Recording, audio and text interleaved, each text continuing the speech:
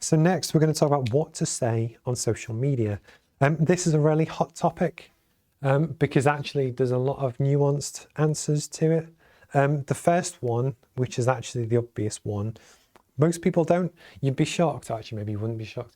I think 90% of people who run LinkedIn is my main kind of platform, 90% of people don't post anything. I'm always shocked, even at people that are kind of marketing managers and stuff, that don't post as themselves. Yes, they post as a job, from the company account and stuff.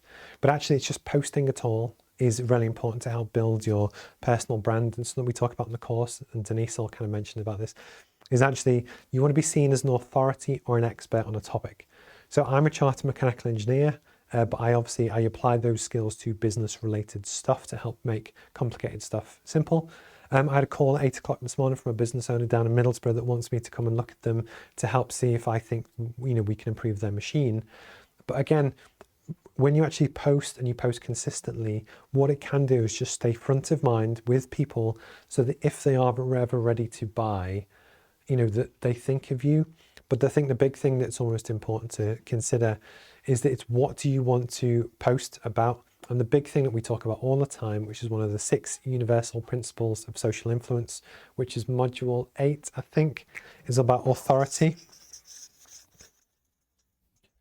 and expert. If you are seen as an authority or an expert on a topic, and it could be business strategy stuff, it could be live streaming, it could be podcasting, it could be pure mathematics, it could be mental health, it could be, Olympic rowing, it could be anything. What that does, it means that people are more likely to trust you in a set scenario. How often do you see Brian Cox on the TV and the One Show and doing different things? He's a physicist, a very, very good one. But the point is, he's become known for a key topic, and it's really important to almost be seen as an authority or an expert on the topic. What you do if you can write blogs and videos and different things is help build awareness and brand knowledge about who you are and what you do so that people can either buy it or you build reputation, which could help you get speaking gigs at conferences or whichever. But actually, it's really important to do. And in the course, again, we talk about all the different things to talk about and what people look for and why that's important.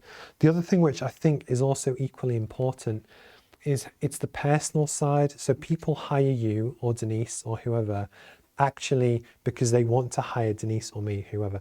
The point is you need to get your personality across and almost your visions, your values, what's important to you and what makes you special as well. So I'm going to put personal stuff.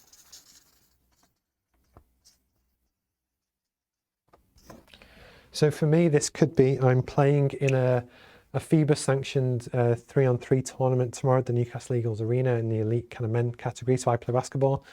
Denise and her husband love motorbikes, some people love dogs, whatever. But the question always is that when you're kind of posting on socials, how much or should you do of each? Because it's important to do that, but if I only ever talked about stuff that, Xbox and things that I'm passionate about, and it could be sports or basketball or whatever, if that's all I ever talked about and I didn't do any added value stuff, I wouldn't actually be building my brand or helping the business grow or helping more people or whatever. And actually, you sometimes get it where people do, one of the big things at the moment is these click quizzes, which kind of do my head in. And it's almost, what's the best sandwich? What's your favorite chocolate bar from the 90s or whatever? And again, that's fine to do, but you just want to keep it, for me, about 20%. So you want to do 20% in terms of the fun stuff, the personal stuff, which could be a little bit quirky. It could be whatever you wish. And then I would still go 80% in terms of stuff which I would class as business value added. That is stuff that you're still passionate about. But for me, it's live streams, it's whatever.